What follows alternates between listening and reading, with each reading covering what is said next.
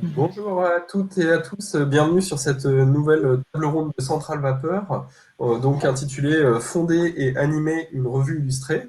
Donc on a le plaisir de recevoir aujourd'hui Juliette Mancini de Bien Monsieur, Bonjour. Maria Sécher de Cercle, Bonjour. Maria Del Sol, Abel Godard et Laurine Boudinet de la revue Gros Gris. Donc, Bonjour. merci à toutes d'avoir accepté de participer à cette table ronde. Donc l'idée, c'est un peu de voir aujourd'hui pourquoi faire une revue, avec qui, comment, et c'est aussi et surtout l'occasion de découvrir en fait trois belles revues, donc à la fois strasbourgeoises et de Picardie.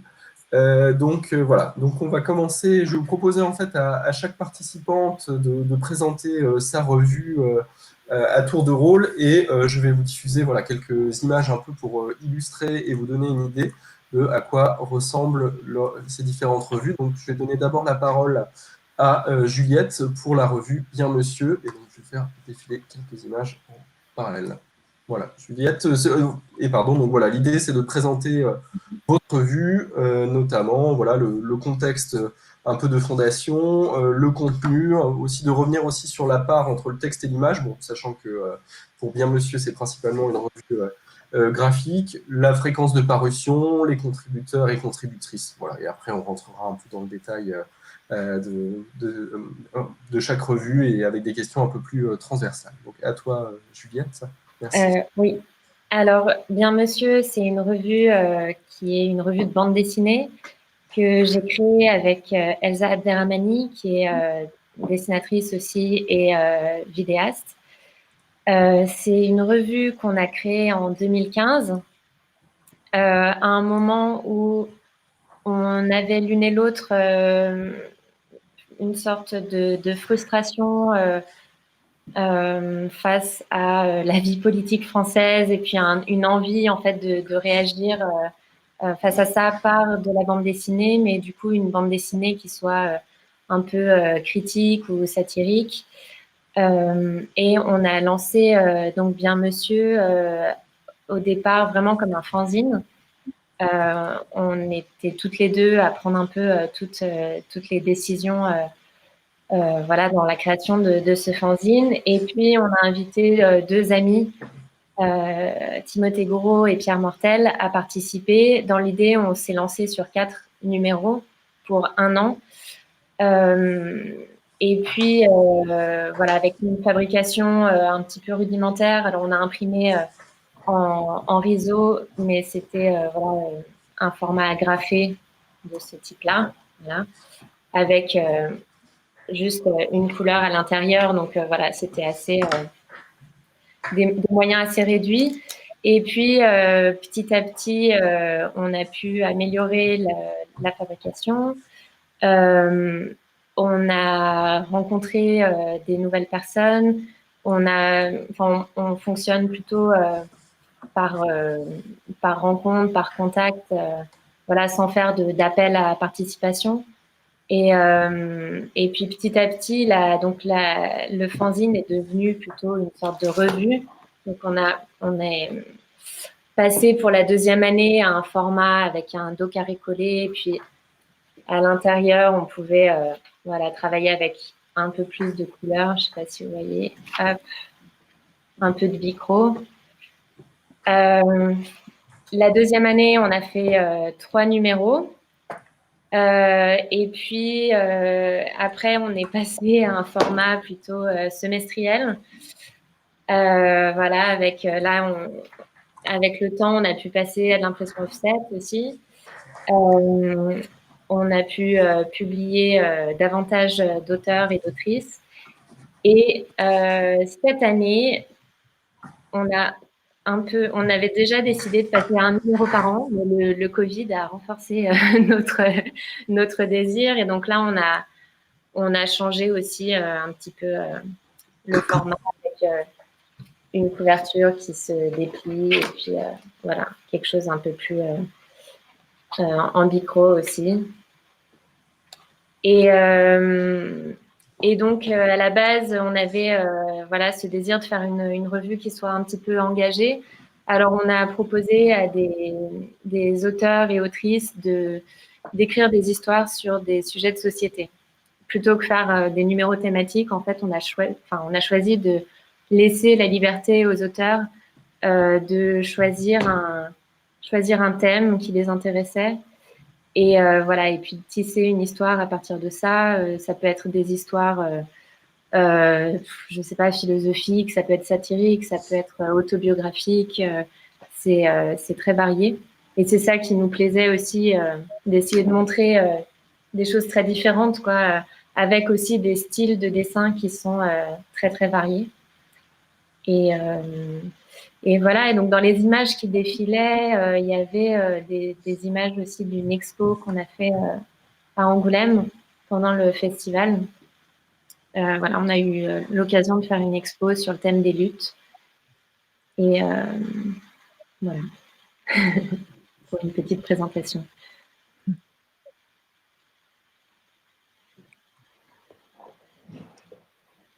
C'est là, c'est ces images. Voilà, il y a quelques vues de l'exposition.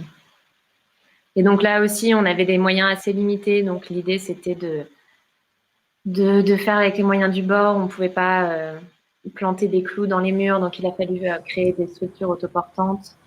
Voilà, et puis on voulait rester dans quelque chose qui soit un peu une esthétique un petit peu brute, mais qui évoque voilà, la manifestation, l'occupation.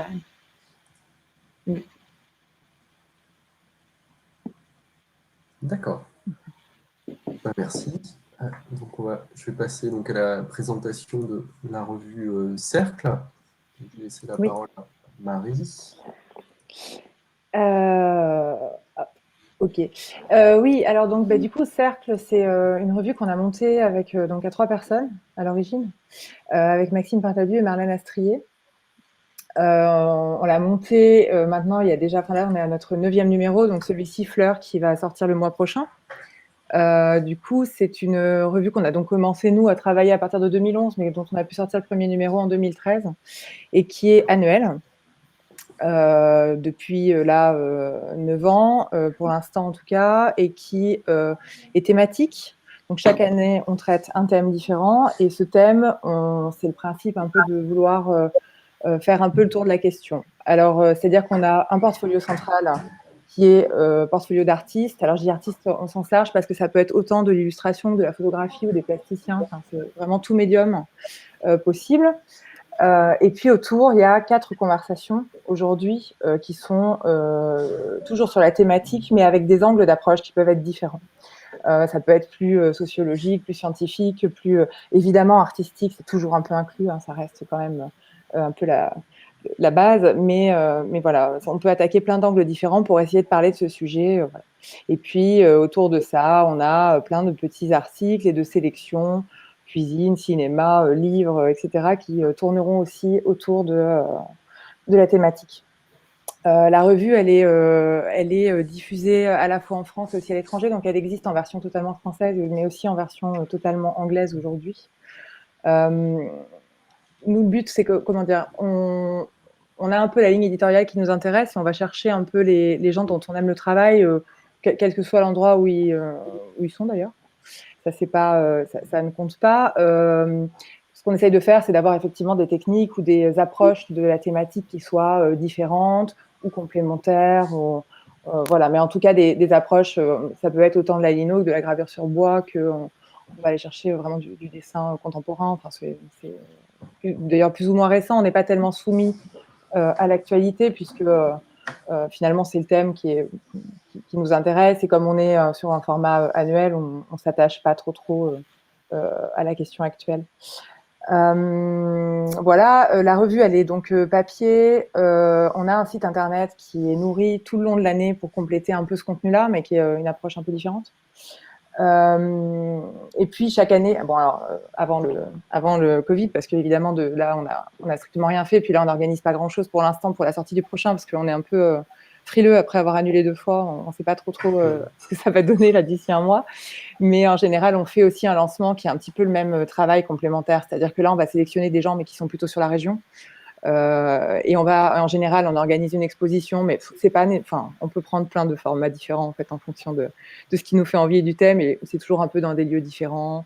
Et puis là, au moins, il y a une sélection aussi qui parle du thème toujours, mais qui permet d'avoir des pratiques, je sais pas, de la vidéo, de la performance, de l'install. Enfin, ça peut changer un peu les pratiques possibles. Voilà, je pense que j'ai dit un peu le général. D'accord. Merci. Et alors, je vais proposer maintenant donc, à la revue Gros Gris de se présenter.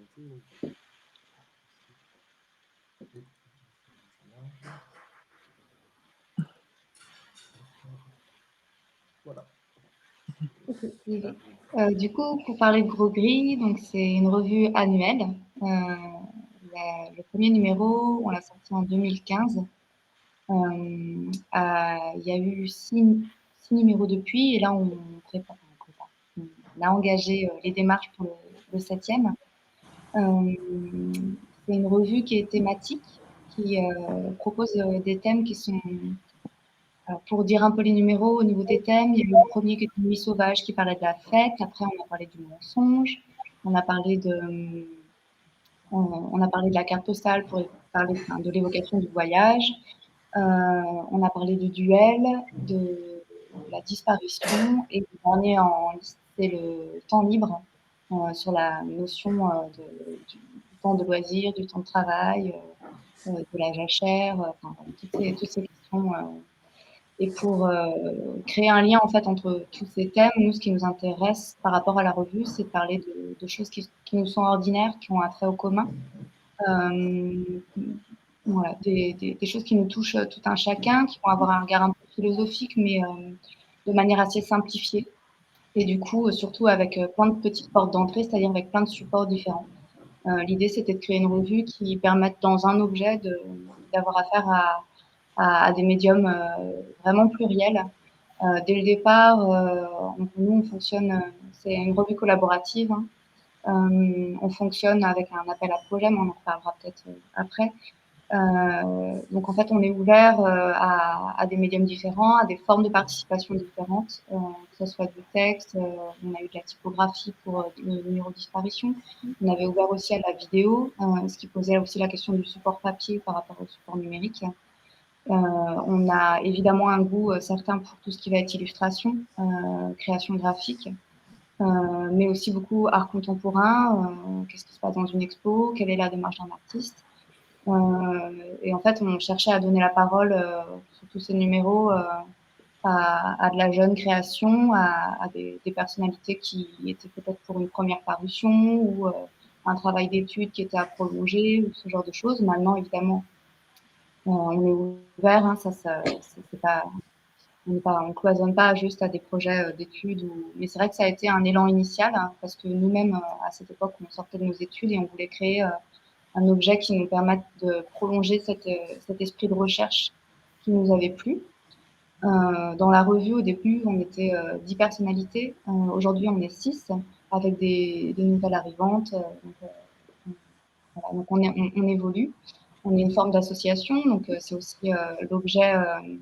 On est très contente de ce qu'il est aujourd'hui. On a voulu un objet qui soit une édition, donc c'est de la micro-édition, mais on voulait que si par exemple on est en librairie, on voulait faire en sorte d'être à la hauteur et à l'échelle de ce qu'on peut voir pour la production de presse de masse. Voilà. Pour dire, c'est un format, on est souvent un peu à près de 100 pages. Il y a autant du texte que de l'image. Ça peut être aussi de la poésie, c'est voilà, de forme libre. L'idée, c'était aussi de créer une sorte de panel par rapport à la thématique où on va avoir, voilà, comme on disait ça, pas mal de points de vue. Il y a quand même un fort attrait littéraire. Hein, on est plutôt sur des formes de poésie, de littérature, d'imagerie. Et après, il y a aussi un enrichissement de la part de la rédaction. Sur les 3 premiers numéros, on avait un principe de fil conducteur qui était lié à des mémoires de fin d'études, qui étaient donc séparées des contributions libres généré par l'appel à projet. Du coup, ça permettait de créer un lien, de pousser un peu la réflexion ou en tout cas de voir que certains projets pouvaient justement avoir un écho avec cette partie recherche qui était un peu plus étayée, entre guillemets. Enfin, en fait, il y a des projets qui vont être plus spontanés, qui vont être dans des sujets assez directs, et puis d'autres qui vont demander un rapport de lecture qui est différent. C'est ce qui nous plaisait aussi dans le format de la revue. Le fait que tout d'un coup, en fait, c'est un objet qu'on peut laisser sur une table, mais qu'on prend petit à petit en fait en cours de lecture. On avale rarement une revue d'un coup. C'est quelque chose qui l'accompagne. Le fait qu'elle soit annuelle aussi, du coup, ça permet de donner le temps aussi d'appréhender différents projets, différents moments. Et après, sur les 3 derniers numéros, on a, étant donné que les fils conducteurs étaient aussi liés à des personnes qui faisaient partie du comité éditorial, on s'est posé la question aussi, comme on a un travail de fond par rapport à chaque thème qu'on propose, de savoir comment nous, on pouvait le retranscrire et donner aussi une voix à gros-gris en plus des contributeurs enfin, voilà. Donc, on essaie de créer un objet qui soit une mise en avant de projets collaboratifs et aussi donc aujourd'hui avec des articles qui augmentent en fait ou qui répondent aux projets qu'on va avoir sélectionnés. Et après la revue, bon bah alors pas cette année pour temps libre malheureusement, mais je pense que la prochaine fois on mettra les bouchées doubles. Mais on aime bien faire des événements de lancement qui soient festifs. Je crois que le premier qu'on avait fait, c'était ça se passe notamment à Strasbourg. Plus récemment, l'année dernière, on avait fait une exposition à Metz. Notre équipe a un peu dispatché déjà en France, donc ça nous permet aussi de voir comment faire vivre la revue à différents moments en dehors des salons, voilà, d'avoir des événements qui sont des micro-expositions, mais plutôt des petits événements avec un happening ou ce genre de choses. On aime bien créer des moments. Il n'y a pas d'image, par contre, désolée, j'ai pas. D'accord, ben, merci. Ça me fait donc je voulais un peu enchaîner. Bon, vous avez déjà un peu répondu hein, sur le contexte de fondation de vos revues respectives, mais est-ce qu'il y a un lien vous ne vous êtes pas forcément présenté au sens de vos profils, de quel cursus vous avez pu faire.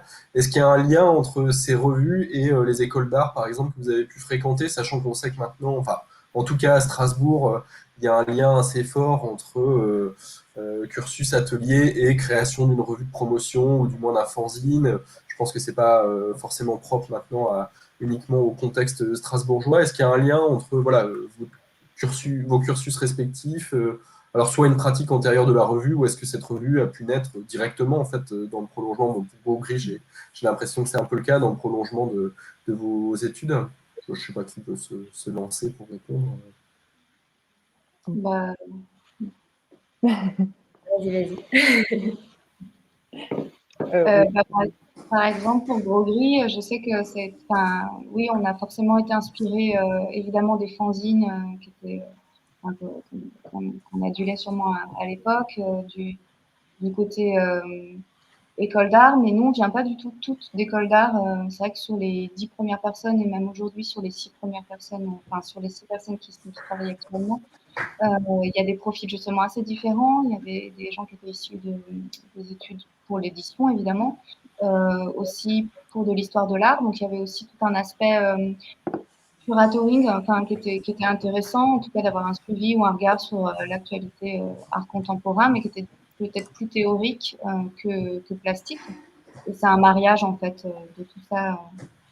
C'est pour ça qu'on a de l'image et du texte, c'est pour ça qu'on a de la théorie et du graphisme.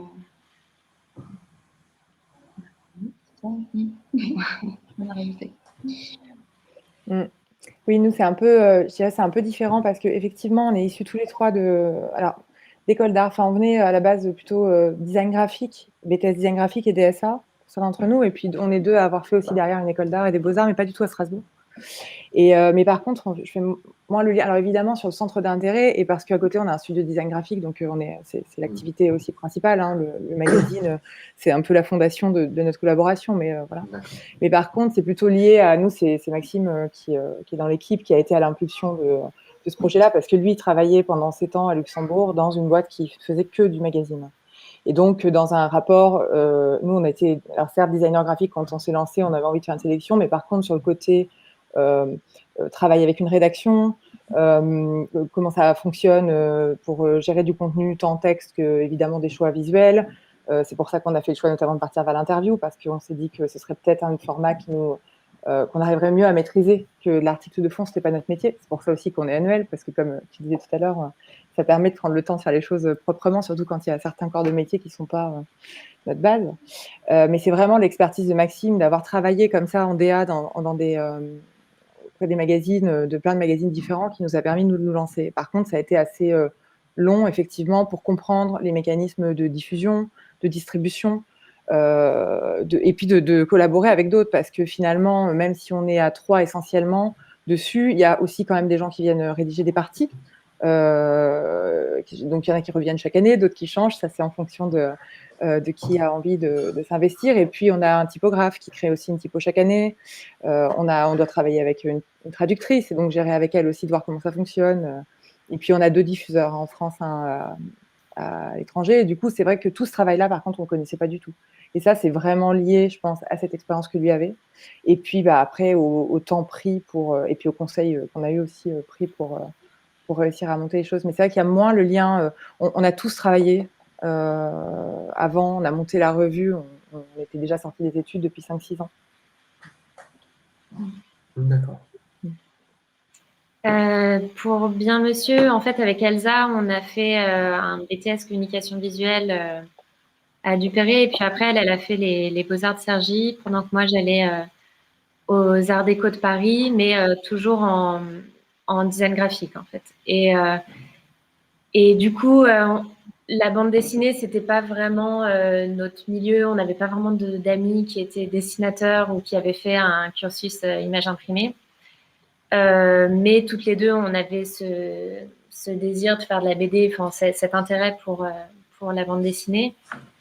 Et c'est après nos études, à un moment où en fait, on avait un atelier avec des amis et puis on avait à un moment esquissé l'idée de créer une revue d'atelier qui finalement a jamais vu le jour, mais on s'est dit, ah ben en fait, peut-être que on peut créer quelque chose de notre côté. Et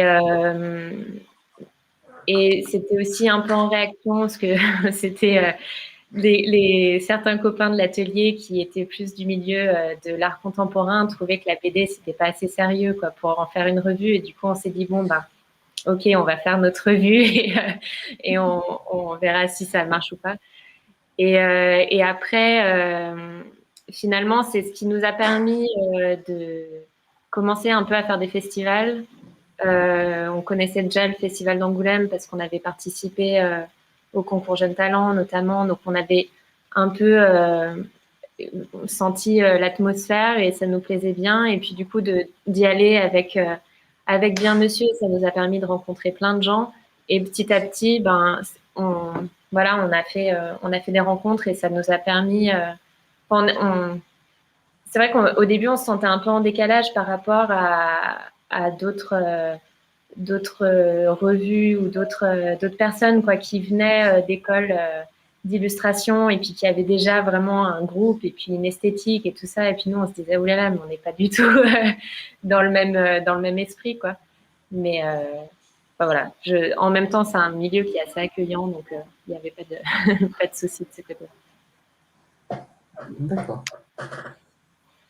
Je me posais donc, enfin, du coup, ça m'amène à cette question aussi un peu des influences qui ont pu un peu guider la conception de vos différentes revues et magazines. Est-ce que vous aviez en tête voilà, des modèles bien précis de revues, alors à la fois pour vous en inspirer, ou à la rigueur presque des contre-modèles aussi, ça peut être aussi le cas de choses qui ne vous ont pas forcément plu, mais que vous auriez aimé faire différemment. Voilà, est-ce qu'il y a au niveau des influences que vous avez pu avoir. Alors, bon, effectivement, il y a peut-être l'expérience professionnelle dans le cas de Cercle aussi, effectivement, s'il y avait d'autres expériences. Enfin, je ne sais pas si tu veux commencer, Marie. Oui, bien sûr. Oui, bien sûr. Il y avait des modèles. Alors, nous, quand on a commencé en 2013, enfin, quand on a commencé à regarder, parce qu'en vrai, on a commencé en fin 2011, finalement, paysage français, des revues de type annuel, il n'y en avait pas beaucoup. Il y en a beaucoup plus aujourd'hui. Mais il n'y avait pas énorme et les modèles étaient plutôt étrangers en fait. On arrivait à trouver des références en Angleterre ou même en Allemagne ou aux États-Unis ou n'importe, mais c'était c'est ce format. En fait, c'était pas tant sur le fait des revues indépendantes, hein, parce que évidemment il en existait, mais c'était sur ce côté un peu format annuel entre le livre et le magazine, qui est plus cher obligatoirement à la vente, qui est pas voilà, et qui est vraiment dans cette espèce de truc hybride. Quand on a lancé, on se souvient, enfin, on avait fait un Kiss Kiss Bank Bank, truc de plateforme, la participative pour faire la première levée de fonds. Et à ce moment-là, effectivement, on avait un ou deux modèles en France. Si je dis pas, il y avait Figure à l'époque qui avait fait un premier numéro qui était une revue comme ça, indépendante. Et si je dis pas de bêtises, il y avait déjà Garagisme aussi qui était une revue de voitures, mais qui était. Je dis des bêtises. Je me fais corriger si jamais je dis des bêtises par mes collègues qui sont derrière. Mais voilà. Après, il y avait des modèles, effectivement, des choses. Il y avait déjà des revues, même des grosses revues comme Monocle, qui étaient super bien faites et qui avaient déjà des formats intéressants. Il y avait, et puis, bah, c'est sûr qu'après, là, Maxime arrivait avec une culture du magazine qui était hyper forte, quoi. Ça, c'était un avantage pour nous. Ou avec Marlène, justement, c'est plutôt de là où on a commencé vraiment à comprendre et à apprendre ce qu'il y avait dans le paysage. Mais par contre, c'est intéressant parce qu'il y avait une impulsion à ce moment-là. C'est-à-dire qu'on on rentrait pas encore. C'était un peu bizarre parce qu'on savait pas trop comment se présenter ou comment être soutenu parce que on rentrait pas trop dans les cases, quoi. On n'avait pas plusieurs exemplaires par an, mais en même temps, on n'était pas vraiment non plus. On faisait de l'interview, donc on n'était pas non plus autre chose. Hein. Tout était toujours entre deux. Et finalement, en parallèle, il y a pas mal de magazines qui se sont montés et de revues indépendantes sur plein de sujets différents, de niche, des trucs hyper précis, quoi. Voilà. Mais ouais, oui, il y avait. On regardait plutôt à l'étranger à ce moment-là, nous, en tout cas, au démarrage. Voilà. Il y a des beaux exemples. D'accord, vous conseillez, enfin du coup, parce que oui, dans le contexte français, vous n'êtes pas situé par rapport au MOOC, enfin le magazine Book, ou au Ouais. contraire, vous avez essayé de vous en détacher, ou, parce que bon, Pas- c'est vrai que souvent c'est des formats pluriannuels, mais c'est pareil, c'est entre le livre, ouais, le magazine, avec une diffusion potentiellement en librairie et pas uniquement c'était dans ça. les réseaux de presse. Ou, Ouais. Bon, c'est exactement un peu ce qu'on faisait. Hein. C'est à cette époque-là qu'on a appris d'ailleurs un peu le terme hein, de MOOC. Hein. On entendait parler de ça. C'était un peu le cas. On avait été conseillé un petit peu par un gars qui bossait, qui était au CNAP. On avait demandé un soutien, mais sur le premier, c'était pas passé. Mais il nous avait donné pas mal de conseils pour nous expliquer comment ça fonctionnait, comment on pouvait un peu se placer sur ces questions-là. Mais c'était ça. Hein. C'était un peu le truc. Oui, c'était ce qu'on appelait le MOOC. Quoi. C'était vraiment le domaine dans lequel on se calait. Nous, on y voyait l'intérêt annuel. C'était un choix aussi parce que on savait que on avait besoin de se faire de l'expérience aussi et d'apprendre à travailler aussi comme ça et que donc on avait besoin de temps pour pouvoir le faire. Puis quand on a monté la revue, Maxime travaillait encore à Luxembourg. Du coup, on n'était pas, voilà, avec Marlène, on bossait aussi un petit peu à côté. Et voilà, fallait le temps de pouvoir le faire. Mais c'est vrai qu'un format comme ça, si on avait eu les moyens à l'époque, dans l'absolu, on aurait été plutôt partant de faire quelque chose qui sortait plusieurs fois par an. Ça aurait été plutôt l'idée. Mais bon, les moyens financiers au début et l'expérience aussi, il valait mieux être prudent et y aller tranquillement. Quoi. D'accord. Je sais pas, Gros-Gris ou bien monsieur, Juliette. Ouais. Je pense que ce qui nous a inspiré au début, c'était pas forcément ce qu'on a, enfin, le résultat que ça a donné en fait. Je parlais un peu des fanzines, il y avait beaucoup de ça. Après, il y a eu aussi beaucoup de périodes de débat entre nous pour savoir un petit peu quel serait le résultat. Parce qu'on à 10 personnes, c'était quand même un enjeu en fait de taille de réussir à créer un objet qui a un peu de tout le monde, quoi, et de bagage de tout le monde. Moi, après, pour dire si oui, je rejoins Marie sur le fait que oui, il n'y avait pas beaucoup de revues à l'époque en France dans le genre, mais il y avait Citrus à la limite qui donnait une part à l'illustration énormément. Après, comme on avait des regards un peu différents, on va avoir une autre collaboratrice qui avait des inspirations aussi différentes. Mélodie m'a parlé de, je lui ai posé la question, elle m'a parlé de S, ou une revue d'art contemporain aussi québécoise, voilà, qui est thématique également. Et après, il y a évidemment Kidling qui fait. T'as quand même aujourd'hui du cercle aussi voilà. On va avoir un regard évidemment voilà, ce qui correspond un petit peu plus à ce qu'on pourrait faire. Mais c'est vrai que Gros Gris, c'était un peu difficile au départ. Il y avait un objet un peu hybride où on avait du mal à savoir où s'intégrer, à qui proposer aussi. Le lectorat aussi, à qui ça s'adresse. Et finalement, il a fallu faire des choix petit à petit, puis largement assumer en fait le côté entre l'objet graphique et le contenu, quoi. Voilà. Là, c'est sûr que donc pour les 3 derniers numéros, il y a une forte influence du design graphique sur. Voilà, je suis arrivée au numéro 5 du coup, et donc ayant un cursus en design graphique à la IR, au 4, pardon. Voilà, on a décidé de manière collégiale de donner un ton très graphique à la revue pour se placer aussi et donner la part belle en fait aux contributeurs, mais aussi donner un écrin vraiment graphique par la couleur, par la typographie et s'inscrire dans cette veine-là aussi du dessin typographique et le mettre en valeur en fait dans la revue. Pour parler de ce métier, parler voilà, de ses créations et comment ça peut être une belle manière d'exprimer des thématiques. Donc, Cercle, j'imagine, nous rejoint dans cet esprit. C'est clair.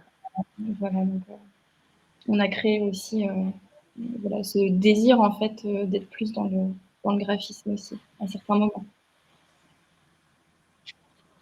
De notre côté, il y avait aussi cette volonté de travailler aussi l'aspect graphique, et je crois que nos références, elles étaient aussi plutôt, pas tellement côté bande dessinée, mais revue, par exemple la revue Max Pennies, qui est une revue américaine. Elle est hyper intéressante parce qu'en fait, pour chaque numéro, il retravaille complètement la forme, et donc ça devient une façon d'expérimenter tout et n'importe quoi au niveau de la fabrication, de l'impression, etc. Mais aussi, par moment, ils ajoutent des trucs, je sais pas, dans un numéro, ils avaient rajouté un peigne. Enfin, il y a des objets, ça devient vraiment un terrain d'expérimentation. Et c'est quelque chose qui nous a beaucoup inspiré, même si, bon, bien monsieur, on essaye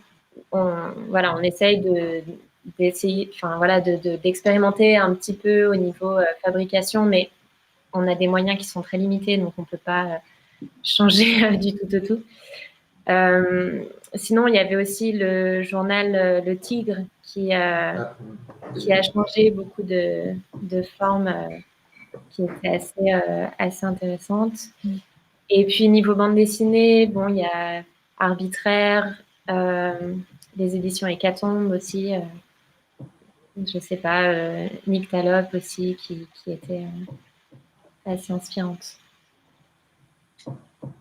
D'accord, bah, c'est bien que tu mentionnes le tigre, parce que dans le chat, j'avais plusieurs personnes qui se posaient la question de est-ce que le tigre a pu être une source d'inspiration pour certaines d'entre vous. Ouais. D'accord. Et est-ce que par rapport du coup à vos idées initiales, il y a eu beaucoup effectivement de changements entre le projet et la réalisation? Bon, j'ai cru comprendre en creux que la réponse était oui pour certaines. Pour bien monsieur, vous avez changé par exemple le rythme de publication. Est-ce que voilà, par rapport à un projet initial, l'idée qu'on se fait entre guillemets voilà dans son esprit, et puis la réalisation, surtout si c'est quelque chose de collectif, là je pense à Gros Gris, entre s'il y a 10 idées d'une revue et puis à la fin il faut trouver quelque chose de commun. Est-ce que vous avez eu beaucoup d'évolutions? Est-ce que vous avez dû en rabattre? Au contraire, est-ce que vous avez eu des bonnes surprises, des choses que vous avez pu vous permettre et que vous pensiez qui seraient plus difficiles à atteindre en termes voilà, de moyens, d'objets, etc.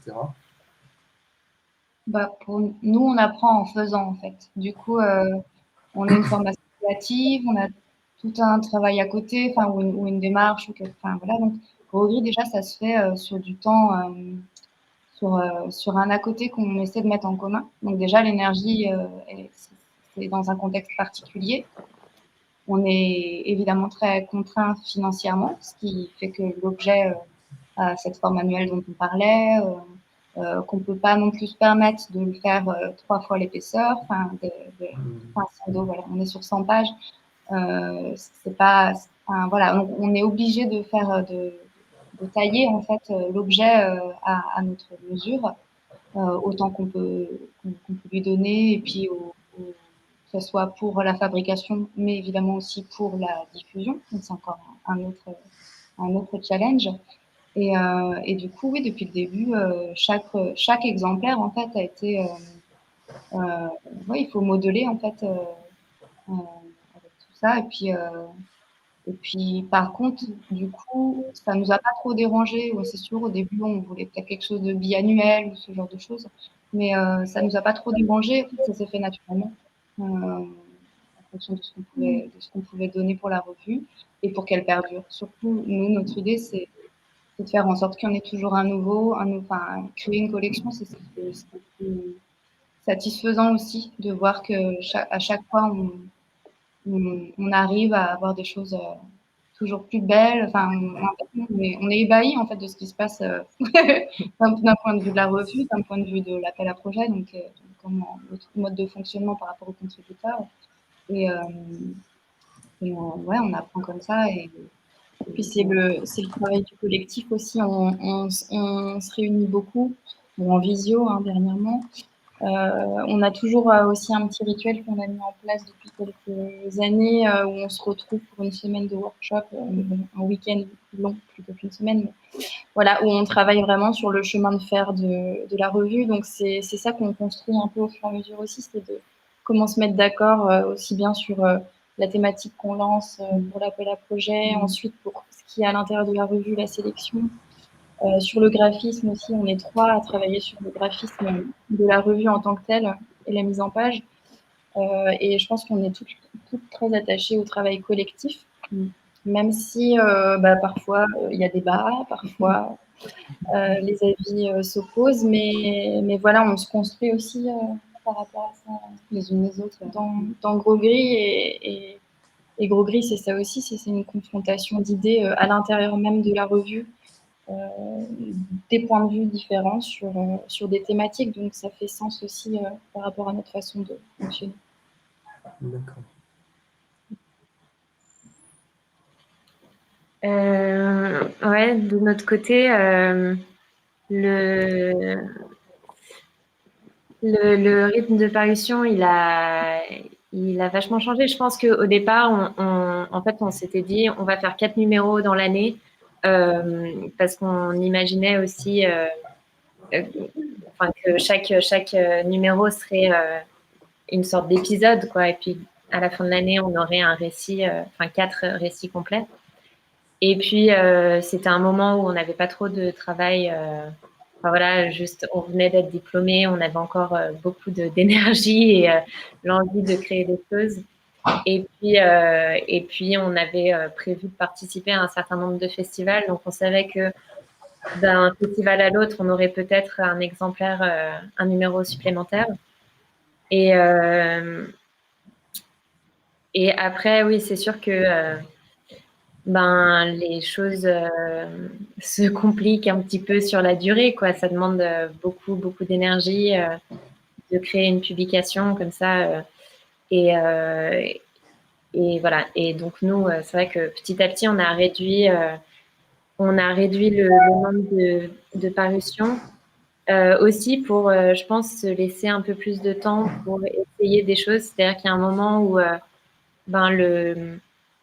le principe est en place et puis ça roule, quoi. Donc on sait comment rester dans les temps, on sait voilà à quel moment demander, contacter des auteurs, à quel moment il faut recevoir leurs histoires, etc.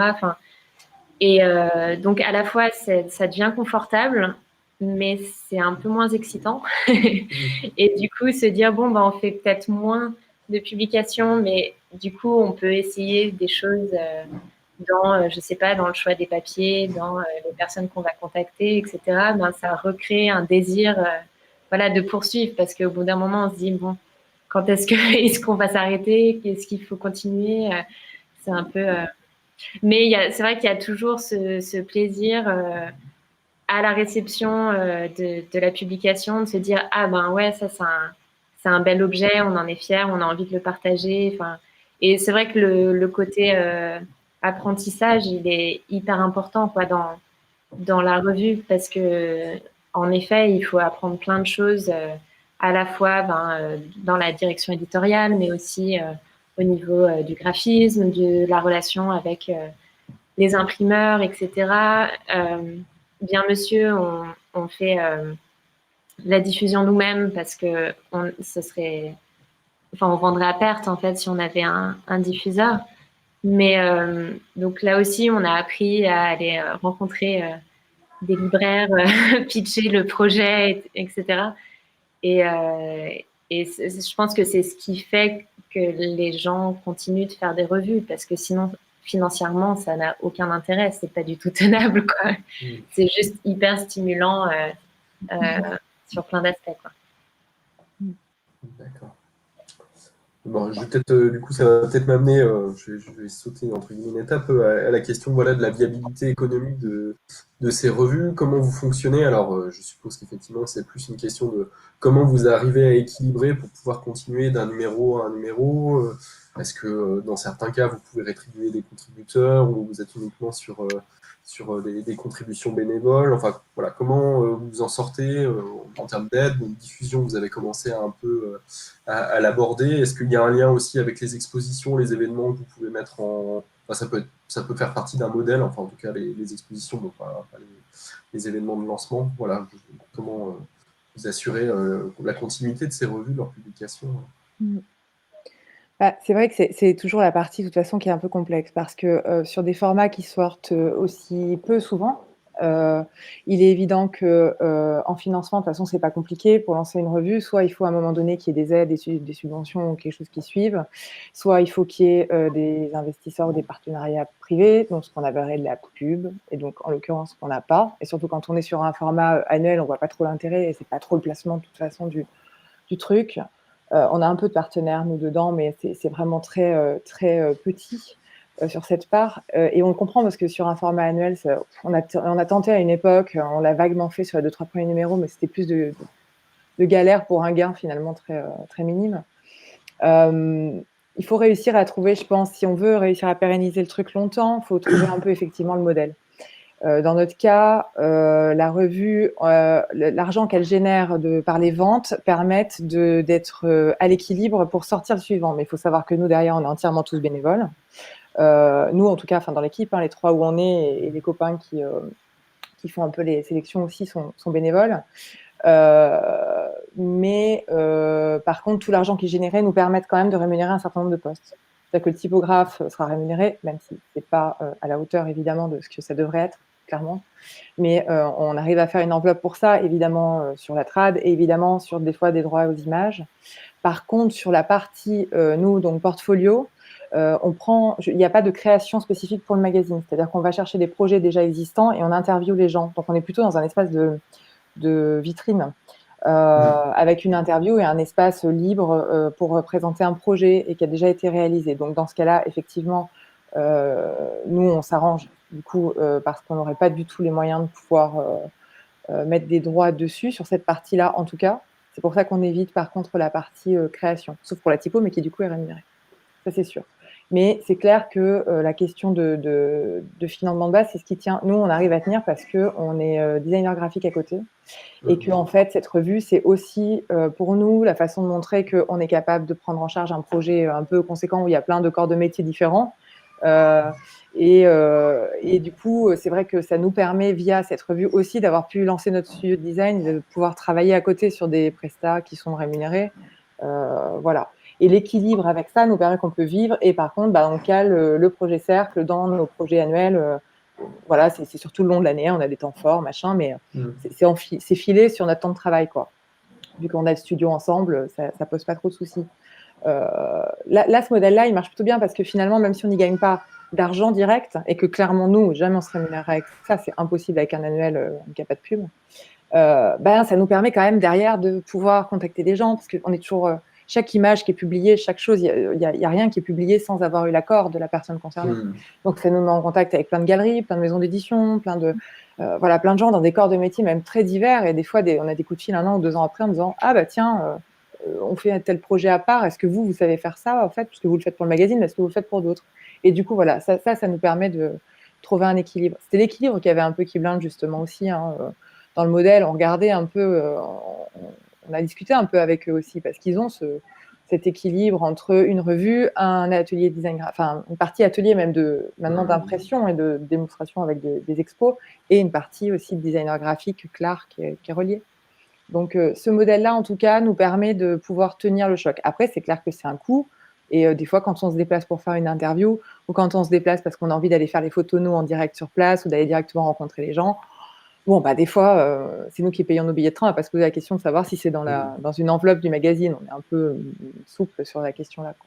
Mais au moins, par contre, les ventes permettent de pouvoir assurer le minimum de rémunération qu'il faut derrière, imprimeur, diffuseur, traducteur, typo, et des fois image, quoi. D'accord. Vous tirez à combien en moyenne, du coup Alors, ça a été, on avait commencé petit. On avait commencé au début, on était à 1500 exemplaires. Et on était déjà en diffusion France et internationale, avec une traduction anglaise qui était dedans, par contre. Et on est monté à un moment donné à 6000 exemplaires entre le français et l'anglais. Et là, on est redescendu notre rythme de croisière, on est plutôt à 3000 en général. Bah là, l'année Covid, en plus, c'était un peu comme nous, on sort toutes les fins avril, parce qu'on est très. Genre, on change pas les trucs. Hein, voilà, c'est genre toutes les fins avril comme ça. Sinon, on aurait peur de jamais le sortir et de pas trouver de moment où il faut savoir s'arrêter. La fin avril de l'année dernière, c'était un peu l'enfer, et toutes les librairies étaient fermées, donc c'était plus compliqué. Mais bon, là, cette année, c'est marrant parce que les commandes sont les mêmes, mais quitte à se dire, ah bah, peut-être que là, ça va pas rouvrir, mais au moins, on a le stock, et puis au pire, on sort. Enfin bon, là, ça va. J'avais peur que cette année, on soit obligé encore de gratter, mais en fait, ça va. Voilà. D'accord. Et par contre, pour la mise de départ, du coup, là, tu parlais d'un projet de financement participatif, c'est ça? Ouais. Vous êtes lancé comme ça. Ouais. Alors, au départ, on n'a pas eu le choix parce qu'on a demandé à l'époque des subventions, région, ville, CNAP, on avait essayé. Bon, bah, clairement, les réponses étaient partout pareilles. Vous n'êtes personne, vous n'existez pas, vous n'avez aucun chiffre ou aucun truc à prouver, donc on ne va pas non plus faire méga confiance tout de suite d'office. Revenez l'année prochaine. C'est un peu ce qu'on nous a répondu. Il y a quand même le CNAP quand même nous ont donné des bons conseils, et grâce à eux, on a compris ce que c'était qu'un diffuseur. Enfin, on a commencé. Donc, ça a été d'autres, voilà. Par contre, la deuxième année, donc nous, on a fait ce truc financement participatif sur le coup. Je crois qu'on avait levé 3 500 ou 4 000 euros, un truc comme ça, qui nous avait permis donc du coup de pas sortir ses sous de notre poche, c'est pour ça. Et puis par contre, à partir de la deuxième année, on a été pas mal suivi au début par la région, au Grand Est. Jusqu'à il y a encore, enfin, je pense qu'il y a eu 2 années où on n'a pas eu de subvention, parce que on revient tous les ans, donc au bout d'un moment, on a dit bon, débrouillez-vous. Mais là, cette année, ils nous ressoutiennent de nouveau. Donc, bon, je pense que c'est lié au contexte sanitaire. Voilà. Mais ouais, sinon après, on joue un peu enfin voilà, on vient demander là-dessus, à la fois pour la sortie du magazine, mais pas tant pour le fonctionnement de fond, aussi pas mal pour aller participer à des salons, ou pour organiser des expos quand on fait un lancement. Ça, là-dessus, ils suivent un peu. Et sans ça, de toute façon, c'est clair qu'on aurait, notre budget serait un peu grévé, quoi. On aurait un manque, quoi. Pour être à l'équilibre, c'est nécessaire d'avoir un peu de soutien. Toujours, ça, c'est clair. Et puis, il y a un peu de partenariat privé. On a des pages, il y a l'AIR qui nous soutient depuis quelques années, il y a l'école Alisa, il y a pas mal d'écoles d'art, en fait. Hein. On a une Valenciennes, on a d'autres écoles qui nous soutenaient, et puis après, des fois, sur des initiatives par rapport au thème, directement. Oui. Ouais. Mais ça, c'est des petites pages, et c'est nous qui mettons en page, en gros. Voilà, c'est une partie un peu partenaire, soutien, c'est symbolique. Mais c'est chouette d'avoir aussi ça un peu. D'accord, ça vous permet de contrôler l'unité et pas donner l'impression que c'est de la publicité, entre guillemets. Ouais, c'est clair. Oui, puis choisi. C'est-à-dire que ça reste cohérent avec le thème et avec la ligne du MAC, quoi. C'est-à-dire que bon, si c'est des écoles d'art, on sait que parmi notre lectorat, il y a pas mal d'étudiants en design graphique ou en illustration. On sait qu'il y a pas mal de créatifs et de designers, donc on vient chercher plutôt. C'est ça, hein, la grosse base. Il y a des curieux, après, en fonction des thèmes, à chaque fois.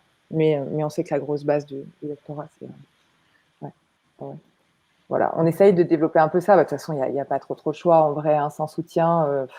Les coûts d'impression, les coûts de traduction.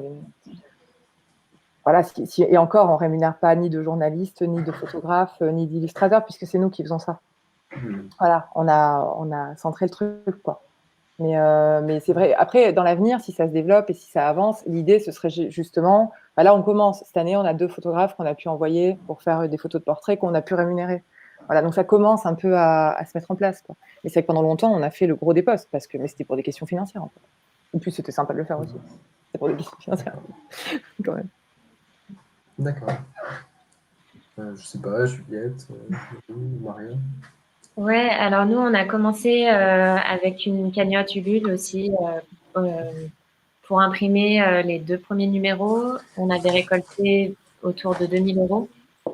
Et en fait, la vente a permis de financer l'impression des numéros suivants. Et puis après, on a pu demander une aide au CNL. Donc, ça fait plusieurs années qu'on a le soutien du CNL, l'aide aux revues. Et, et voilà, donc on fait une diffusion nous-mêmes en librairie. Donc, c'est un peu, un peu aléatoire et pas très. On n'est pas non plus super organisé parce que comme on est deux, enfin, on, on habitait toutes les deux à l'époque, on habitait toutes les deux à Paris. Donc, on se répartissait un peu des librairies en région parisienne. Après, suivant les festivals ou suivant nos voyages, ben, on faisait aussi des livraisons dans d'autres villes. Et puis après, c'est vrai que le plus gros de notre chiffre, on le fait en festival. Donc là, c'est assez compliqué depuis un an de se projeter dans la suite parce que bon, on a fait beaucoup de ventes sur Internet et ça a été compensé quoi d'une certaine façon, mais voilà, je trouve que c'est un peu difficile sans les festivals d'être vraiment enfin d'avoir l'impression qu'on fait une revue pour des gens, enfin, le lien est très important quoi. Surtout pour des petits tirages. Alors nous, on avait commencé à 200 exemplaires et puis maintenant, on fait 600 exemplaires. Et voilà. Et puis après, enfin, on a gagné le prix de la BD alternative à Angoulême et ça nous a vachement aidé. Enfin, d'un coup, ça nous a apporté de la visibilité et puis ça nous a aidé, voilà, au niveau financier, à pouvoir mettre en place la suite, à passer à une impression offset, à augmenter le nombre de tirages, etc. D'accord. Et pour Gros Gris Pour Gros Gris, le premier numéro, on avait fait un appel à dons via la plateforme KissKissBankBank. Ça, c'était la première démarche pour créer l'exemplaire. Je pense qu'au niveau structurel, on n'avait pas forcément on n'a pas le background, on ne fait pas de gestion, donc c'est difficile hein, par rapport à ça. On dépend clairement d'aide à subvention depuis le début. Du CNAP, qui a donc l'aide à l'édition, de la région et de la DRAC Grand Est, direction des actions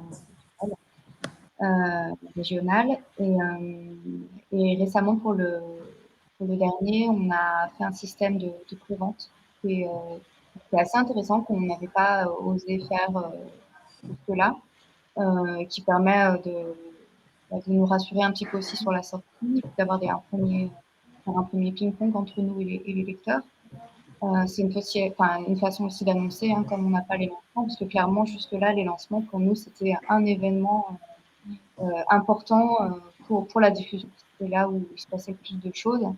Les festivals, des fois, ça peut être compliqué pour nous, parce que comme on est tout à temps plein, avec des activités assez prenantes, voire 2 activités par semaine, etc., il faut se rendre disponible.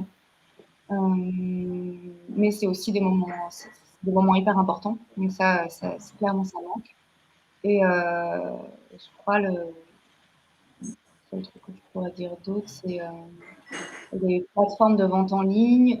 Jusque-là, nous, on va bientôt s'y mettre.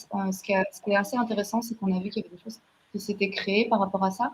Il y a des plateformes qui vendent, qui sont spécialisées dans les livres d'art, revues. Ça n'existait pas il y a 3-4 ans. Qui peuvent proposer du coup aussi, nous diffuse. Ça, c'est hyper important. Il est central. Et puis, la l'âme, c'est des nouvelles choses qui sont des outils un peu nécessaires.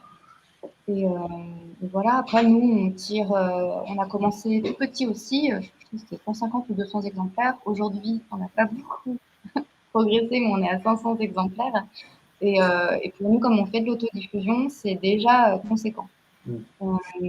Question de stock, question d'aller voir, pareil, de se dispatcher au niveau, dès qu'on a toutes les revues de l'imprimeur, de se dispatcher les lots pour pouvoir. Le fait qu'on soit éclaté entre Paris, Metz, Strasbourg et Annecy, ça nous laisse aussi une étendue on peut du coup diffuser par-ci par-là, et ça c'est un plus, mais c'est une organisation et c'est pas le boulot le plus standard. Enfin, dans le sens où vraiment ça demande beaucoup d'énergie et beaucoup de disponibilité qu'on n'a pas toujours. Mais à voir, je pense qu'on a bon espoir que les choses s'améliorent dans ce sens-là. Au niveau de la diffusion, on est en recherche. Après, c'est sûr que c'est un impact conséquent sur le fond de la revue et de l'association. D'accord. J'en viens à une thématique donc moins économique, mais tout simplement la constitution des dossiers et la question des contributeurs et des contributrices. Comment vous procédez? Alors, vous avez déjà un peu abordé la question, mais est-ce que vous avez des noyaux de fidèles? Au contraire, est-ce que chaque fois vous essayez vraiment de vous renouveler en termes de contribution? Est-ce que vous allez démarcher? Est-ce que c'est des appels relativement ouverts où vous pouvez accepter des personnes avec qui vous n'avez jamais travaillé, mais voilà, enfin. Quelles sont un peu les modalités, bon, même aussi pour les choix de thématiques pour les revues qu'ils pratiquent. J'ai bien compris que ce n'était pas le cas pour Bien Monsieur. On peut peut-être commencer, Juliette. Oui. Nous, on procède par invitation. Pour chaque numéro, maintenant, on est à peu près entre 10 et 15 auteurs par numéro. Et il y a un petit noyau qui reste en général, environ, je ne sais pas, 6 ou 7 auteurs qui reviennent de façon récurrente. Il y en a qui participent vraiment à tous les numéros et puis d'autres qui ne sont pas forcément disponibles pour tous et puis du coup qui viennent pour 2 numéros d'affilée, puis font une pause, puis reviennent plus tard. Et après, on fait des invitations, alors soit à des gens qu'on connaît personnellement, qu'on a rencontrés déjà, ou parfois des gens dont on aime beaucoup le travail et dont on sent que ça va fonctionner avec notre ligne éditoriale. Et voilà, et du coup, on fait ces propositions. Sachant que j'ai pas parlé de la rémunération, mais nous on essaye de rémunérer. Alors c'est vraiment symbolique parce que on paye, je crois, 100 € par participation. Donc c'est vraiment pas grand chose, mais comme on a un certain nombre d'auteurs invités, ça fait vite une somme. Avec Elsa, on participe, mais les bruits d'enfants, pardon, qui me. C'est chez moi, pardon. On ne se paye pas, on fait ça de façon bénévole. Voilà, donc quand on invite des auteurs, autrices, on est très clair sur ce qu'on peut leur proposer et comme ça, il n'y a pas de souci. On comprend tout à fait si les gens trouvent que c'est pas suffisant pour leur travail, quoi. Voilà, et du coup, ouais, c'est souvent via des relations. Et après, ce qui est chouette, c'est qu'on voit, enfin, les expériences sont plutôt bonnes, j'ai l'impression, parce que les gens ont plutôt envie de reparticiper par la suite. Donc voilà, on est heureuse de ça.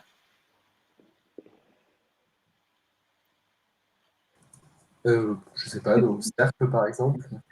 Pour Gris, donc c'est un appel à projet, à contribution ouvert à tous et à toutes. qu'on diffuse sur nos réseaux sociaux. Donc, on s'appuie sur nos réseaux, en fait, sur les gens qui nous suivent, qui suivent le projet. C'est arrivé qu'il y ait plusieurs fois des contributeurs qui fassent plusieurs numéros. Mais on n'a pas, enfin voilà, on n'est pas fermé à un cercle de contributeurs. Au contraire, on a des belles surprises chaque année de découvrir des nouvelles personnes, justement, dont on découvre le travail et on est ravis de les publier dans la revue. On essaye d'étendre aussi tous les médiums qui sont proposés. C'est ce que disait Laurine tout à l'heure, le fait qu'on ait par exemple présenté une typographie aussi comme création. Voilà, on est vraiment ouverte à tout type de contribution, texte ou image, tous les médiums possibles. Je fais ça. Tout ce qui répond au thème. Après, il y a nos réseaux sociaux. Je sais que récemment, on a commencé à mettre l'appel à projet aussi sur le site Bookmap, qui accepte du coup de nous diffuser, enfin de diffuser l'appel. Et ça nous est arrivé d'avoir en tête un créateur, un dessinateur ou un artiste, parce que le thème est vraiment, ou alors que le projet correspond au thème de manière très forte ou à l'esprit graphique de la revue. Ça nous est arrivé de glisser l'appel à projet dans des mails, des invitations en fait. Mais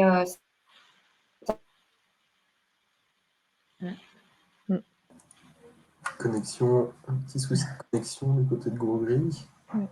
Allô? Bon, peut-être qu'en attendant que ça revienne, Marie. Ok.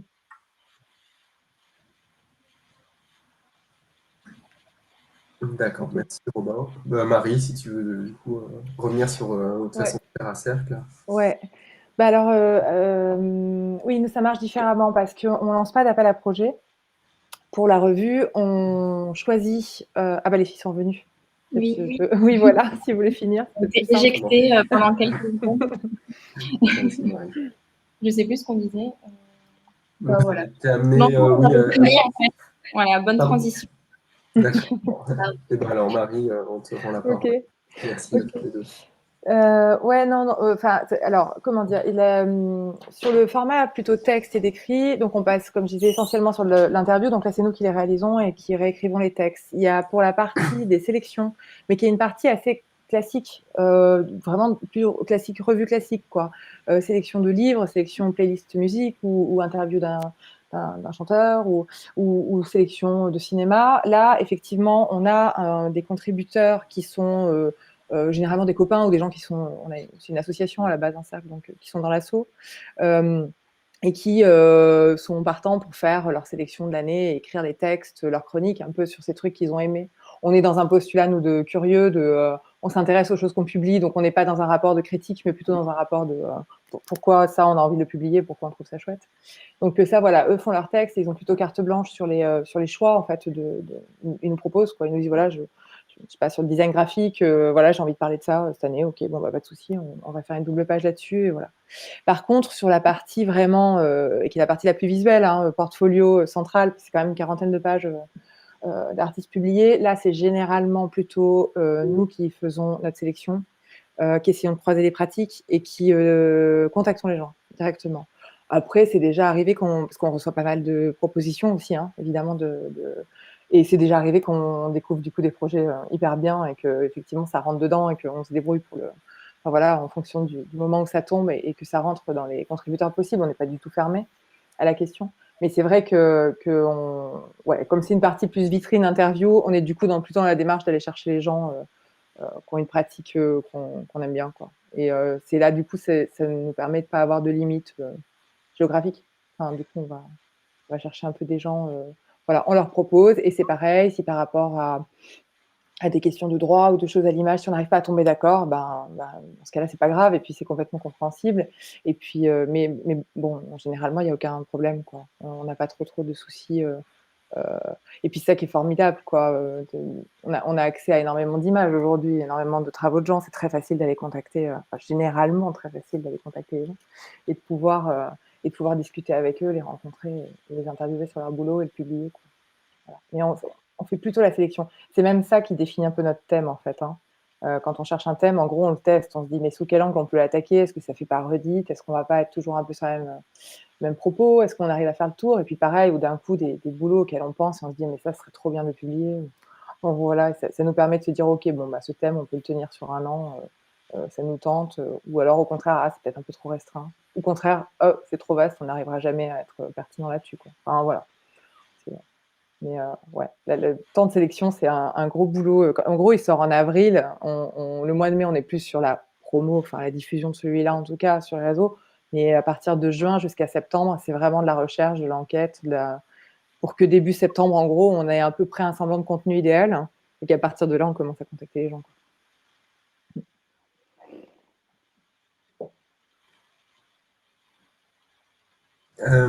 Ensuite, oui, je me posais la question de, est-ce que dans certains cas, c'est dans le sens inverse enfin, donc là, tu parles de sélection, effectivement, de contenus qui sont déjà connus.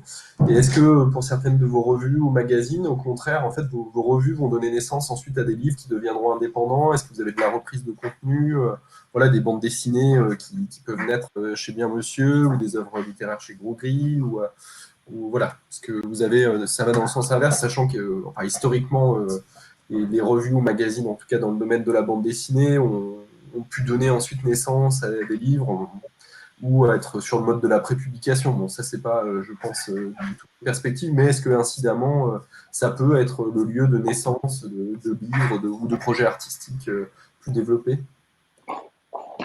Bah, nous, on a fait un petit peu de prépublication.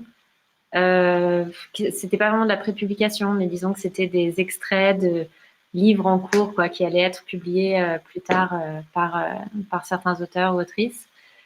Enfin,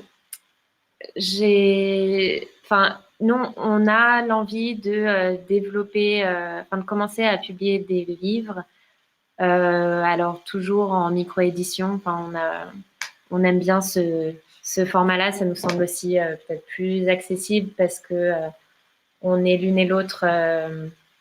Enfin, on veut pas être éditrice, quoi. Disons que on peut pas être éditrice à temps plein.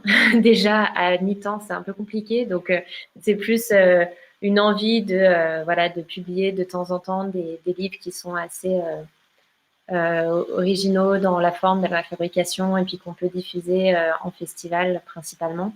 Donc là aussi, on va attendre un petit peu avant de faire ça.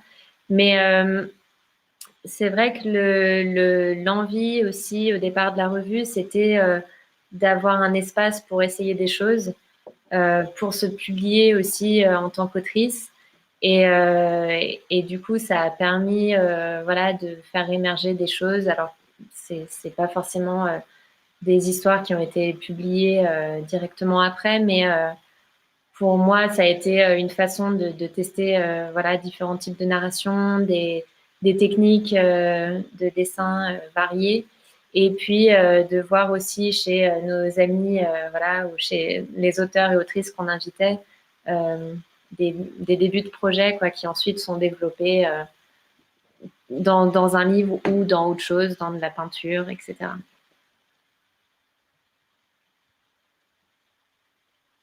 Oui. Bah, nous, par exemple, il y a beaucoup de projets qui sont, par exemple, disons, qui sont édités ailleurs, ou, enfin, non, il n'y en a pas beaucoup, mais disons qu'il y a certains projets qui sont édités ailleurs, mais qui ont un pendant différent dans la revue.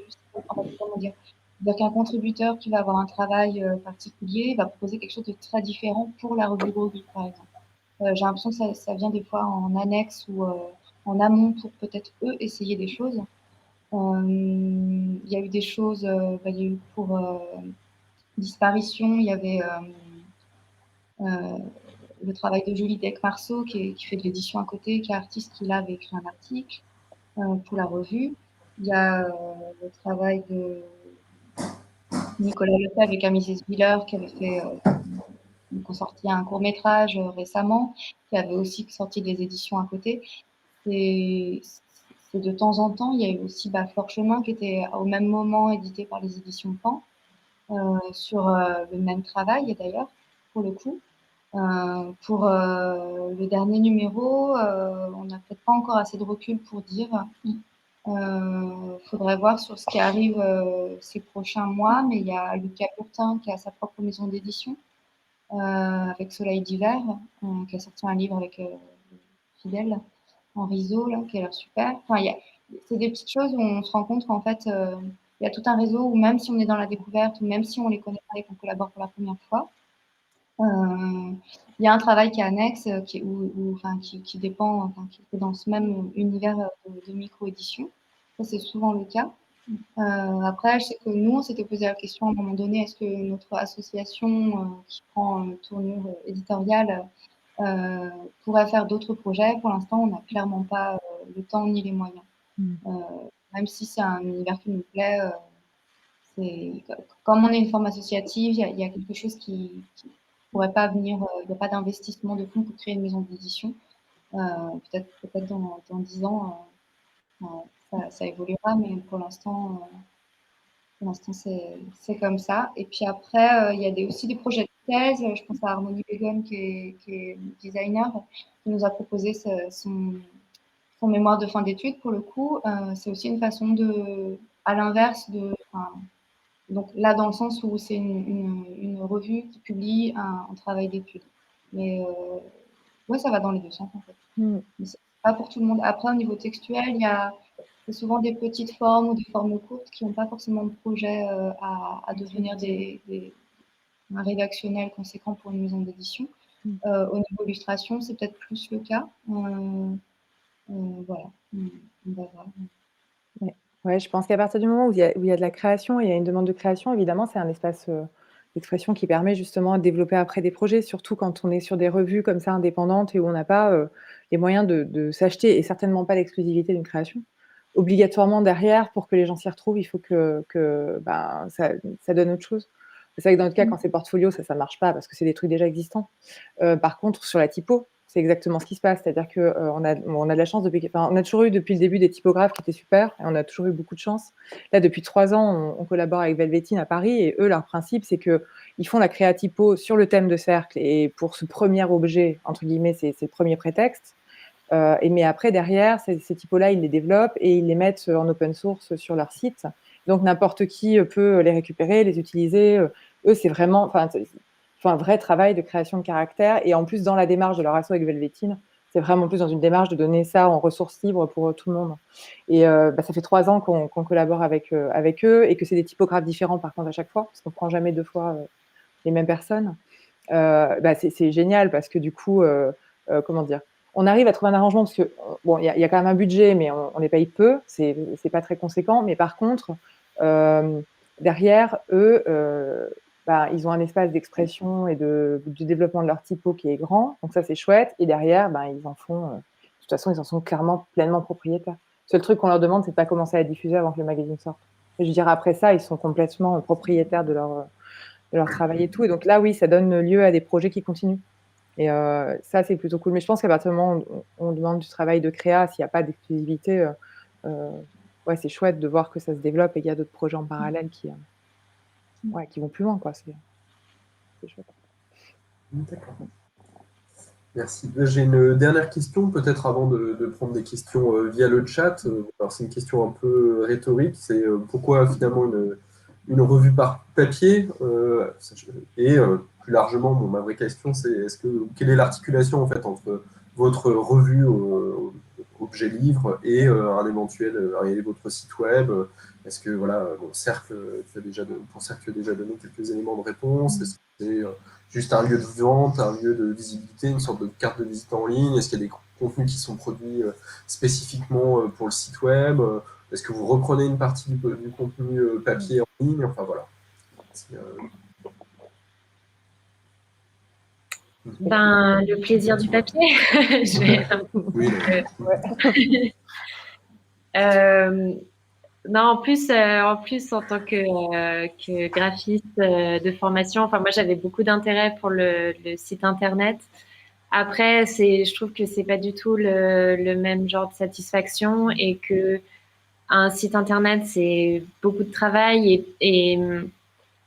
Et puis, j'ai l'impression que c'est jamais fini, quoi. Alors que le livre, bon, bah, une fois qu'il est imprimé, il est fini. Après, on passe au suivant, mais voilà, il y a quelque chose qui est, ouais, qui est plus agréable en tant que fabricant de cet objet, quoi. Et puis, quand même, personnellement, je trouve que l'objet, le livre, quoi, il est bien au-dessus des sites internet. Et pourtant, enfin voilà, je trouve qu'il y a plein de choses super bien à faire sur internet, quoi. Mais c'est pas le même plaisir de création. Et du coup, nous, on a un site qu'on n'a pas mis à jour depuis hyper longtemps, qu'on utilise pour la boutique. Et, euh, et voilà, on a déjà tellement de trucs à régler que si en plus il fallait qu'on refasse un site à la pointe de la mode, ce serait trop compliqué, quoi. D'accord. Voilà. C'est plus une carte de visite en ligne, quoi. Ouais. Ou boutique. À un moment, on avait pensé à faire des genres de bonus, des bonus animés, ou enfin voilà, avoir du contenu en fait sur le site. Et puis on l'a fait pour un numéro, je crois, qui fonctionnait. J'avais oublié tellement c'est c'est lointain. Mais en effet, on avait un numéro qui était interactif. Et puis du coup, il y avait des trucs qui se déclenchaient avec une application, quoi, en réalité augmentée. Voilà, ça a été un désir à un moment et puis ça n'a pas eu un effet suffisamment intéressant pour nous et pour les lecteurs pour qu'on continue là-dessus, quoi. D'accord.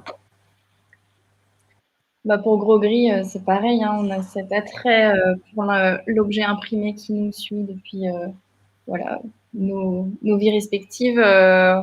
On ne se voyait pas forcément faire une revue en ligne. C'est vraiment l'idée de faire un objet, comme tu dis, qui est aussi fini, figé, un instant T. Ce plaisir de la mise en page, voilà, on peut pas se l'enlever, c'est pas possible. Du papier, voilà, d'avoir un objet imprimé entre les mains, c'est clair que ça fait partie de notre ligne et de nos choix.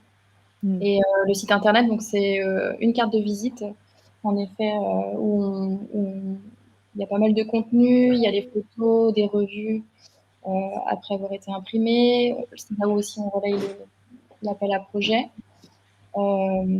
Certaines contributions des revues sont parfois des vidéos, donc c'est là où aussi on relaye les liens de ces contributions.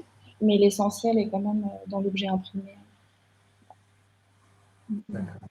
Ouais, bah, c'est sûr que je vous rejoins aussi sur, évidemment, la base. Et c'est important en plus, parce que c'était vraiment le postulat de base quand on a monté la revue, c'est qu'on est quand même dans un moment, enfin un monde dans lequel on est noyé par les images en permanence. Je veux dire, sur Internet, les trucs, il y en a de partout. En plus, c'est pas toujours bien référencé. On sait jamais qui trop a fait quoi, etc. Et à la fois, c'est génial parce que du coup, on a accès à énormément de travail qu'on n'aurait peut-être pas pu voir avant. Et ça, c'est formidable. Et en même temps, des fois, on n'arrive même plus à voir ce qu'on trouve bien, moins bien.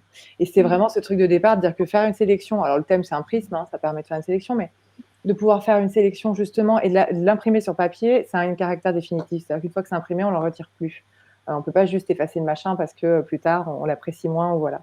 Et ce côté-là, un peu définitif, évidemment, ça nous boostait. Après, derrière, bah oui, hein, de formation graphique, bah, quand on monte un contenu comme ça, bah, le choix du papier, la forme qu'on donne à l'objet, de faire effectivement de la mise en page et tout. La typo, c'est hyper intéressant. Mais je pense qu'au-delà de ça, c'est pas tellement une opposition entre le print et le numérique, c'est plutôt des questions de positionnement.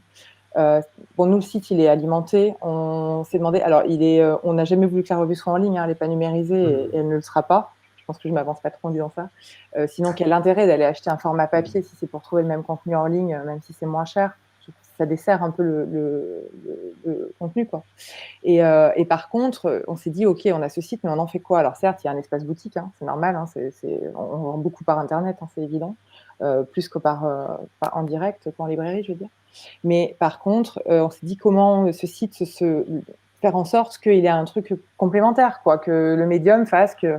Et finalement, c'est intéressant parce que on fait des articles et là, on peut être plus sous l'actualité ou on peut repartager un truc d'une expo ou alors on peut faire un article. Là, ça nous permet des trucs qu'on ne pourrait pas dans le format print parce que il dure un an, donc c'est vite obsolète. Et ça, c'est sympa. Après, au début, on le faisait nous-mêmes, écrire les articles, donc on n'était pas méga régulier, voilà, et c'était vraiment la galère. Là, on a de la chance, on arrive, alors on a une rédactrice web qu'on a embauchée et qui rédige l'essentiel des textes, et puis on en a une autre qui nous file aussi des coups de main de temps en temps. Et en fait, c'est vrai que du coup, maintenant, elle nous soumet en fait ses sélections, et puis ou nous, on lui dit tiens, il y a un tel, on aime bien, tiens, est-ce que ça te branche, est-ce que tu as envie d'écrire là-dessus? Et elle fait du coup après des interviews, du contenu complémentaire. Mais c'est pas le même contenu non, que le magazine. Ce serait pas. Mais voilà, ça permet d'être plus régulier, ça permet de tenter d'autres trucs, de repartager de la vidéo d'un coup, ou de montrer des trucs qui vont plus loin sur les projets. Et c'est clair, quand il y a les moyens, ce serait trop cool. Comme tu dis, dans la BD, d'un coup, tu fais des choses animées, d'un coup, en fait, il faut s'en servir comme d'un médium supplémentaire. Ça vient nourrir le cœur du projet, quoi. C'est tout ça le principe. Après, c'est clair, il faut avoir le temps. Enfin, c'est vrai qu'il y a tous les postes, quoi, quand on monte des revues comme ça. Donc, au bout d'un moment, des fois, on a beau savoir ce qui serait bien et ce qu'il faudrait faire, hein, mais voilà, quoi. Oui. On fait comme on peut parce qu'il n'y a personne derrière, quoi. C'est toujours les mêmes problèmes. Puis il n'y a pas toujours les sous pour embaucher qui il faudrait. Voilà, c'est toujours le même souci, en fait. Il y a ce point de. Voilà. Mais bon, on essaye, il y a plein d'outils, puis ça peut bouger. Enfin, voilà. Et le papier, c'est le cœur du truc, quoi. À un moment, c'est tellement plus beau quand on voit les images arriver imprimées. C'est autre chose, quoi. Voilà, c'est clair. C'est clair. Ce qui fait que peut-être plus largement, vous investissez pas systématiquement les réseaux sociaux, parce que c'est pareil, c'est aussi quelque chose qui consomme du temps, où vous avez quand même une présence minimale pour dire, voilà, on a lancé le nouveau numéro. Oui. Aussi, moi, je pense que sur les réseaux sociaux, nous, c'est un vrai outil. En fait, c'est aussi l'endroit où on va avoir la voix de l'équipe, en fait. Parce que dans la revue, on met vraiment en avant nos contributeurs. Dans les réseaux sociaux, évidemment, c'est fait aussi pour ça. Mais disons que c'est beaucoup plus spontané. Il y a quelque chose, comme on disait, sur un numéro, quand il est fait, il est tel quel, avec ses erreurs s'il en a. Et dans une durée, du coup, qui est pas réelle, enfin qui est moins quotidienne. Du coup, non, c'est hyper important c'est vraiment complémentaire. D'accord. C'est une petite com qui donne un ton et une voix. Enfin, nous on sait, c'est Mélodie Boubel qui s'occupe la plupart du temps de nos réseaux sociaux. C'est une façon pour nous de donner. Nous, comment on annonce les contributeurs, etc. C'est un nouveau médium pour à nouveau recentrer toujours sur la revue. Ouais, c'est la com, quoi. D'accord. Vous faites des choix de réseaux sociaux peut-être plus appropriés à la diffusion d'images. Je pense que vous êtes plus peut-être sur Instagram que, je sais pas, sur Twitter, ça va être beaucoup plus limité. Oui, ça dépend. Ouais. Non, oui, c'est sûr. Dans le cadre de revues visuelles, oui. Ça s'est un peu imposé après. Bon, Facebook est pratique aussi, hein, parce on peut relier des événements, on peut relier. Il y a ce côté-là qui est quand même, mine de rien, même quand on fait un lancement, c'est notre principal outil, quoi. On a beau discuter autour et essayer de faire diffuser l'annonce. Au moment, on faisait des tracts. Je ne sais pas si c'était très vu, mais c'est sûr que de faire un événement, d'aller chercher un peu les gens et de leur dire, bah voilà, il y a ce truc qui va sortir, on n'aurait jamais eu de monde comme ça si on ne s'était pas servi de ces outils-là. Après, oui, c'est sûr que je crois que Twitter, on s'en sert pour partager automatiquement les trucs qu'on poste sur les autres réseaux. Bon, c'est pas très intéressant, mais parce que pour nous, on a du mal à se saisir de ce média-là, vu notre boulot. Après, est-ce qu'il y aura des nouveaux trucs, justement et on va regarder ce qui peut correspondre. Mais c'est vrai que là, je dirais qu'Instagram, c'est quand même, celui. Et puis c'est simple, quoi. C'est simple, c'est rapide et ça va. On perd pas trop de temps à caler ça, quoi. Très bien. Est-ce qu'il y a des questions parmi les spectatrices et les spectateurs? Il y a le chat que je peux relayer. Je ne sais pas si ensuite, entre vous, vous avez des questions, des remarques, des choses. Ouais, c'est chouette de voir, de voir un peu les fonctionnements et d'en discuter. Bon, après, à Gros Gris, effectivement, on connaissait plus parce qu'on a pu venir sur les lancements. On disait on est dans la même ville, donc c'était plus simple. Mais même sur Bien Monsieur, c'est chouette de voir les fonctionnements finalement de démarrage et la façon de monter les choses. Ça demande oui, bah, c'est du temps, certes, mais c'est en même temps, on découvre plein de trucs et ça nous emmène dans des trucs super intéressants. Donc, Oui, effectivement, je relaye un des commentaires ouais, de Guy qui disait qu'effectivement, la revue ou le magazine, c'était une bonne école de formation. Ouais. clairement. Complètement, ouais. Ouais. Ouais, vraiment. C'est un super outil pour essayer plein de choses et puis pour se faire la main. Mais ça d'un point de vue éditorial, quoi. Après, ça n'enlève pas le fait que le contenu, pour nous, il est hyper important. Enfin, c'est pas parce que en fait, on se forme avec cette revue depuis la sortie de nos études que en fait, on défend aussi ce qu'il y a dedans éperdument, quoi. Du coup, on a la chance de le faire dans une structure où on est vraiment autodidacte, en fait. Donc, ça, c'est intéressant. Enfin, c'est quand même le moment de liberté aussi. On a réussi à prendre en main à plusieurs un objet et faire parler un peu au nom de tout le monde dans l'équipe. Et c'est un beau challenge de continuer aussi. C'est ça, C'est la sûr. vie d'une revue, c'est pour combien de temps, hein. C'est un peu ça la grosse question. D'accord. Ben, merci à toutes les quatre d'avoir accepté. Merci aussi à Robin en régie d'avoir assuré la bonne retransmission. Donc merci. J'espère que ça sera l'occasion pour les gens qui nous ont écoutés de découvrir, d'acheter, de lire ces revues. Et donc merci encore. Et puis bel après-midi et à bientôt à Centrale Vapeur. Alors. Oui, merci beaucoup. Merci. Merci. À Au bientôt. revoir.